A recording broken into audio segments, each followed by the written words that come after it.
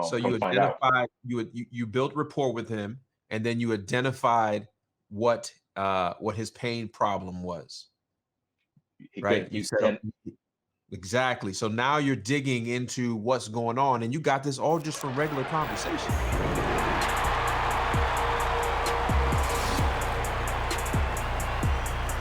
Hey, what's up, guys? It's Maxwell, and welcome to another One Deal Away show. And today I have a special guest from Delaware, my guy Randall. Randall, how you doing today? Good yourself? Good, I'm good. doing well, man. Thanks for coming on the show, and thanks for sharing your first deal story with me and everybody else out there in YouTube and podcast land. As a matter of fact, if you're listening right now, just go ahead and give us a thumbs up on YouTube and a 5-star rating on podcast land, and I'm sure Randall and I will appreciate it. So, Randall, before we get started in talking about your first deal, let's Mhm. talk about what you were doing before you even got into real estate or before you even knew about wholesaling. What were you doing? So I was, so to say, a manager at a grocery store, Okay. and it's funny. Like I tell people all the time about this story because, I'll get to that in a second. But I feel though God put this person in my life for a certain reason, and I'll get to that point later on. So I'm working at a grocery store, complacent. Like I know it's more to life than coming here working at a grocery store. And me, as well as you, I like to travel, see new things, see the world. Yeah. And I knew the grocery store wasn't going to get me there. So there was another guy that worked there, another department. We didn't really see each other because different departments, but we would speak time to time. So I end up leaving that particular grocery store and going to another one on the same branch with promises of a higher position that never happened. So Mm, I ended up leaving because of the hours and the promises that were broken. So I try to start a business, an entrepreneur. I try to go and get it myself. So my business was a fragrance business. okay. So the guy that I worked with at the grocery store, I met him in passing at a gas station one day. He was like, "Hey, how you doing?" Spoke, asked me was I still working at the other place. I said no. Let him know what happened. Told him about my fragrance business, and he ended up buying some fragrance oil off me. So we kept in contact, and the more we talked, the closer we got. And I come to find out that he was into financial literacy or attaining wealth. So Yeah. we would talk more and more about it, and he would teach me things, and I would. It wasn't clicking then because my mind state wasn't there, but I would take in what he was saying because I knew eventually down the road this was something I was going to need, this information I was getting. So fast And forward a little. that's Yeah, important. You said you were getting the information, but your mind wasn't ready yet. So, and that's why I talk so much about mindset. But right. continue. So we're going. So we talked about credit. I started building my credit. I started there because I tried to buy something and I Yeah. needed the credit. So I'm like, okay. So I go back to him, okay, how do I build my credit? He teaches me how to do that. So then we move on. So like, okay, I want to get more into it. So then we go to stocks. So I tried stocks for a little bit, but it wasn't my mind state wasn't there. I couldn't see the bigger picture at the time. Yeah. So I'm like, stocks not really for me. So back to the drawing board. So I'm thinking a deep thought, real estate comes across. But I don't know how to, I don't have a mentor. I don't know where to start or anything. But I know my big goal was to get houses, flip them, and sell them through my company. So Mm-hmm. I told him about it, and he sent me a link to, no, before that. So I'm riding down the road, and I go past a brokerage, Keller Williams, and I see Mm-hmm. the sign, become a realtor. So I'm like, okay, that's what I'm going to do. So I call, I go in, instantly, like the next day, pay my $600 for the class because I'm ready to get started. And I go tell him, and as I'm doing my research, come to find out in Delaware is kind of similar to North Carolina where you're at. So Mm-hmm. here in Delaware, you have to become to do everything I wanted to do. You need to be a realtor for 5 years, complete a certain amount of transactions, work under a broker. You just can't open your own brokerage.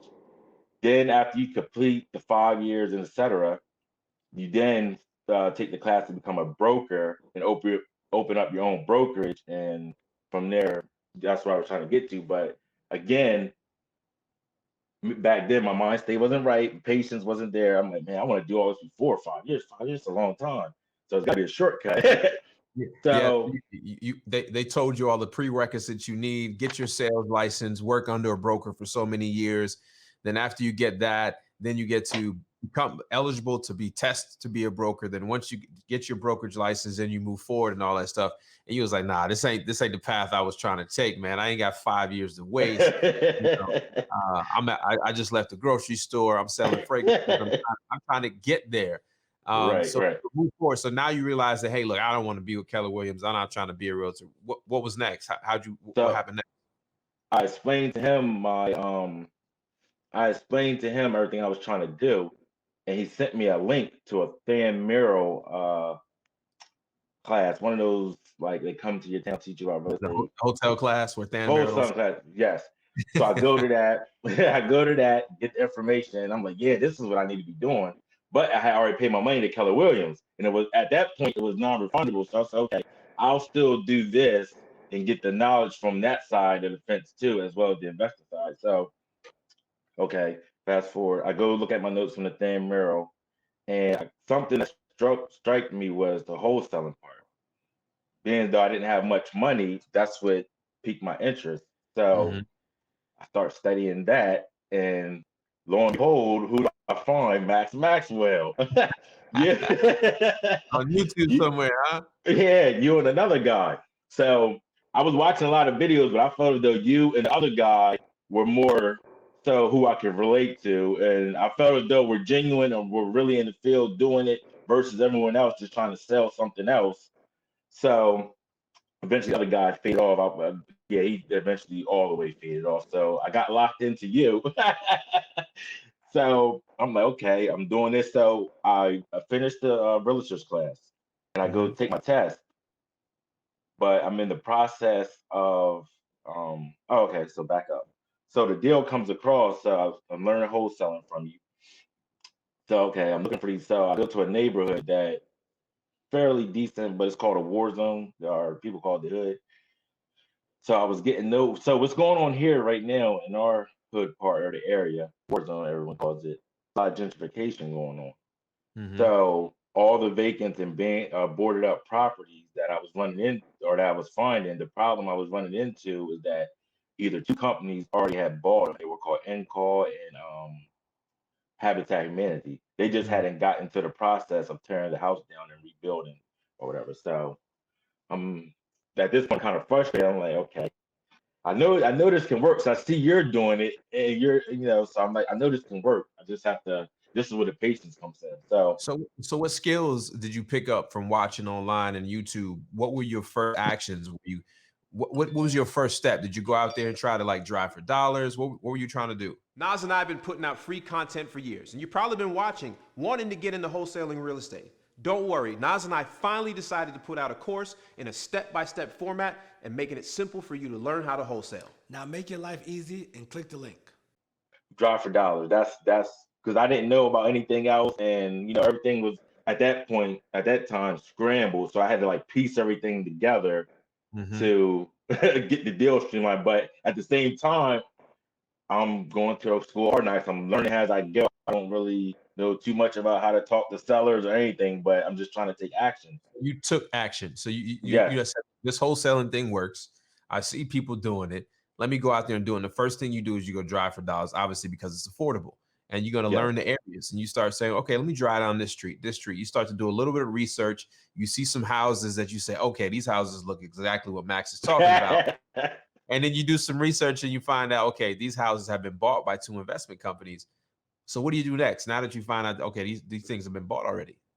So in that same area, um, my niece was at a store in that area and needed a ride, my younger niece. So I was like, Mhm. okay.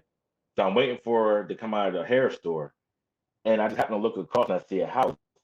So I take the address down casually, thinking nothing of it, just take the address down, call, look up the owner. Back then I had to use a free service in the county website to get the information of Yep. the owners of the houses. It's the best. So I found out that this landlord lived in Maryland. And not only did he have that property, he had three properties that he wanted to Uh, get rid of. A tired landlord wanted to be done with Same them. area you was already driving in. So Okay. give him a call. How'd you get a hold of them? You use like a free service, free people search or something? Fastpeoplesearch.com. Yeah. So use the free service. So far, you got $0 invested in this whole project you got going on. But a little gas maybe here and there. Yeah, a little gas rolling around the neighborhood. Luckily, your niece needed a ride that day. So you call this homeowner. What happens? You call the homeowner. What happens? So he's like, yeah, I want to sell. I want to get rid of it as soon as possible. And I'm like, okay, I want to buy it. You know, we buy houses, fix them up, and resell them. But so, well, hold on, Randall. Before you move forward, you picked up the phone and you called a complete stranger. You didn't know anything. You didn't go through no sales class. You didn't do. So you had no fear of calling him, or you were scared. Oh yeah, I was scared. I literally, like, before I called him, because that's the beautiful thing about this day and age with technology.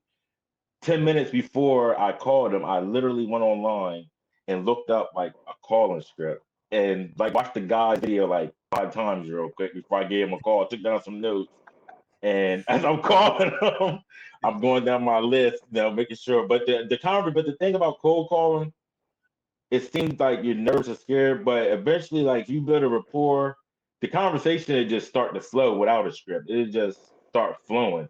You hit your point. You say that because a script is there to guide you on the questions that you should be asking along with the rapport that you're building, right? So a script is not a follow A through Z, 1, 2, 3, whatever it is. It's here's the information you need to obtain from the seller, and here's how you particularly obtain this information in this particular order. So that's the main thing of a script. But you're old enough. I'm sure you've talked to enough humans in your days. So picking up the phone, you find out, what was this guy's name on the other line? Do you remember? Oh, Ashley. All right. So we call Ashley, and Ashley is just like, listen, I want to get rid of these houses. And I'm pretty sure for majority of the conversation, you actually start talking about other things than directly the house. Yep. Tell me how the conversation went. He was from Australia. He lived in Maryland. He lived in another state, a state over Maryland, a state over from Delaware. It was just a hassle for him going back and forth. The house was in his eyes upside down, but it really wasn't. So you identified, you built rapport with him, and then you identified what his pain problem was. Right? You said exactly. So now you're digging into what's going on, and you got this all just from regular conversation. Keep going. Yes. So we set up a day to meet. So I go check out the properties. Mind you, this is my first time walking a property. I do a crash course on your page, searching for you, a video that you did doing walkthroughs. Okay, I see kind of what I got. I got my notepad and stuff. Before I went, I made a list of things I should look for, so I could quickly check them off. They kind of look professional that I'm not new to this. So he's like, okay. So now I was like, okay, I'm interested more. I'll give you a call in 24 to 48 hours with a price. So now I'm doing my due diligence, booking up comps, things of that nature. So that same day that I met him to check out the properties, I was at Del Rio meeting, a local real estate meeting. And they had a panel there, guys talking. One guy on the panel who's now my mentor kind of flipping game, named John. He was talking about how he wanted to retire and thought it was time to start collecting rentals. So, and it's funny, we don't know each other. So I'm like, yeah, at your age, because something I got from you. Like, eventually you want to get out of flipping, you want to start getting residual income. You don't want to have to, so to say, work all the time, because the flipping is essentially working. It's a job. It's a job, right? So you want to get out of flipping eventually and taking an active income to buy rentals and get a management company so that you can get that mailbox money every month. Yep. So at that meeting, I got his card.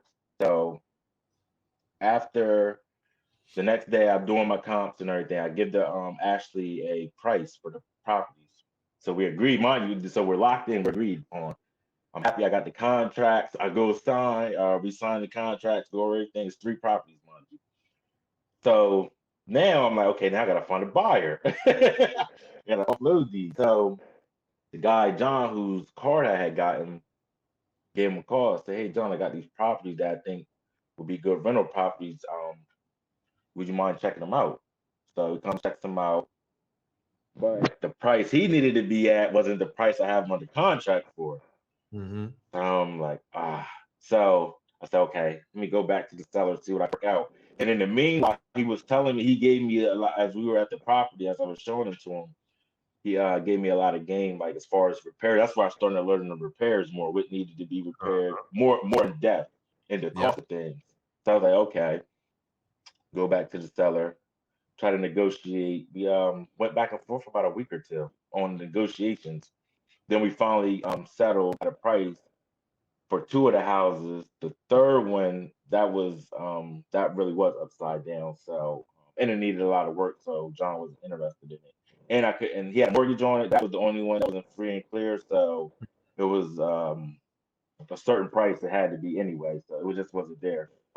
So fast forward, I go to take my test. Let's mind you, we're doing the deals with John. I'm in the middle of deals with John, negotiations. So I go to take the test for the This is your realtors. real estate broker's test. Yeah, real I estate agent's passed the test. I passed the national, failed state. So I'm like, Uh-huh. oh crap, okay. So I'll make an appointment to go back and take it. So it was a month out that I had to go retake the test. So we got there, I failed that test. John, we finally came up with a price that everyone agreed on Mm-hmm. and went to closing. I'm like, okay, 8 grand sitting here. I don't think I want to be a realtor anymore. I think I'm just gonna go ahead on this side of investing, and from there it was just nonstop, hit the ground So, running. so you brushed over that real quickly. You did that deal. You brushed over that real quickly, Randall. You did that deal. You made $8,000. Now, Hey, how if you don't mind me asking, how long would that have taken you to actually put in your pocket working in your previous job? Right? You had a good job. You were a manager at a grocery store. How long would it have taken you roughly to put that? I ain't talking before taxes. I mean, put that money in your right. pocket. Wow. And then I wouldn't have seen it all at one time because Exactly. I'm Exactly. capped out at a salary. So There you go. So you now have hit the ground running. You have a business. How many deals have you done since your first deal? Do you know? after like the 10th one, I want to say I stopped counting. Like I Yeah. was trying to keep track, but I got so busy and things are like moving that it's just I would have to go back and literally count. So So Randall, here's a question I want to ask you. You go from working at the grocery store as a manager to starting your own business, finding somebody at a gas station that you knew previously, and then you turned out started putting you on game. And you just what I like about your story is you kept taking imperfect action. You were like, I'm gonna go, I'm gonna go, and I'm gonna go, and I'm gonna go. And you never waited to have all the answers or for the scenario to be perfect for you to make that jump. And a lot of people do that. We call that analysis paralysis. And now you're here 10 plus deals later and you do this full time. Is that right? Yes. You're doing this full time and now you can write your own checks. You can write your own checks. Now here's a question I haven't asked anybody in this show. You're probably doing a few deals a month by at this point, right? Yes. Yes. Now, if you don't mind sharing, tell us what your monthly budget is to get some of those deals. Just what you roughly spend each month. Let's see. A grand, a So little that's over a grand. Yeah. That's the point I want to. So the money is not that important for you to have. What's more important is your hustle. Are you able to take direction and move with it in that? Because when you got your first deal that made $8,000, you were driving around. You probably got a few bucks in gas. You found the numbers for free online. Sometimes that works, sometimes it doesn't. But the idea is that it doesn't take a lot of money to actually get this done. What it takes is a lot of hustle, a lot of Yes. imperfect action. And Randall, you are a perfect example of somebody that finds something, doesn't care about being perfect, and moves forward with it quickly. And when you move forward with it quickly and you make mistakes while you're moving, you're going to get there a lot faster than somebody that decides that they're going to want to get an analysis paralysis move. So I love your story. I love that you're still doing this. If you can look back and talk to yourself at the grocery store now or wherever you would be at, right? So think about people in podcast land or YouTube land right now watching this or listening to this. They're sitting in that position you were sitting in. What would you tell yourself from what you know now? That what I know now, from what I know now, I would. It's nothing comes easy for one, and for two, you're gonna have to be comfortable with being uncomfortable and making sacrifices. Mm-hmm. Because like 2020 to some has been like a bad year, but this year I call 2020 my year of sacrifice. And this year right here is put me in a pretty good position for the rest of my life. And I say that to say because not much is going on. So now with the time to even sit home, study, and think about more things as far as financial literacy, everything, period. So, because I do more than wholesaling. So this year, I've got more heavy into stocks. Um, Moving forward in 2021, on the beginning of 2021, I'm looking to acquire my first rental property. I'm trying to, and at one point, real quick, one point in time in the beginning when I was didn't know too much, I was thinking the scaling like, okay, I'm gonna start out at wholesaling, then I'm gonna go to flipping, then I'm gonna do this and leave wholesaling alone. But then you said something that made perfect sense, where you were like, I would never leave wholesaling alone because this is where the ground level of where you get the deals from. And when I thought about it and evaluated my business, I'm like, you know what? He's right. Like I'm finding if I go to the flipper level, then I'll have to rely on somebody like me to bring the deals when I can Correct. just stay me and get the deal and decide what I want to do with it. If I Correct. want to I flip call it, cherry pick. wholesale it, yeah. I cherry So pick the deals that I want, the deals that I want to flip, the deals that I want to keep as rentals.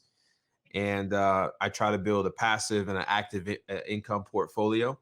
And I'll never give up the idea of wholesaling, even if my nope. office just goes down to 2 or 3 people. I'll never give it up because it's the true idea of the hustle and finding the art of the deal. I have buyers, because our state isn't big as you know. So I do a lot of my business in Newcastle County. It's a state that's about an hour away. That's where a lot of my deals come from. But I have buyers that like actually want to pay me to show them how I get my like to walk them through like how do you get your deals and things. Mhm. People around here call me Little Max Maxwell. I'm like the Maxwell of my town. Like I I love it. give out so much free game because I got it for free. So, I never want to get to a point where I say that where I want to charge people. I'd rather just give the game for free. I might do something where I may people try to give me I walk people through their first deal, they try to give me a cut of it. I'm like, nah, I don't want any money. I just want to show you so eventually you You can were go on where your I own. you were where I was at 2 years ago, and you were so excited about this thing that's changed your life, and you just want to tell everybody that wants to listen and believe what you're saying. Man, I've been there. It's a powerful thing. Now you write your own destiny. I've written my own destiny. I'm keep writing my own destiny. Yes. And Yes. listen, you are doing the unthinkable. You are changing your family tree. Um, just keep doing what you're doing, man. I'm proud of you. I know this podcast and this video is going to inspire people to get out there and do what they know they can do. Um, it's One dope, one man. last Yeah, one last thing. I meant to get back to what I said. Bring up the guy that I worked at the grocery store. Where I said that God sent them to me, put him in my life for a reason. I believe yeah. because once I didn't even finish my first deal yet. I was like in the midst of it. He had moved back to Baltimore. That's where he originally was from, Baltimore. He had only been in Delaware for 2 years. So while I was in the midst of my first deal, he moved back to Baltimore. And it was like, and I tell him all the time, like, it seems like you were just here to put me on the right path, and then you completed your mission and left. So Bounce. yeah, so I Dope, always man. tell him that to this day. It happens like that, man. Make sure you give that man his roses while he's still here, man, for sure. Sure. But anyways, Randall, I appreciate you telling your story. I know podcast land does. I know YouTube world does. Um, as you guys know, this is the One Deal Away show. If you like it, press the like button. If you haven't already, please subscribe. Go follow my guy Randall. And listen, I'll see you guys on the other side. Peace.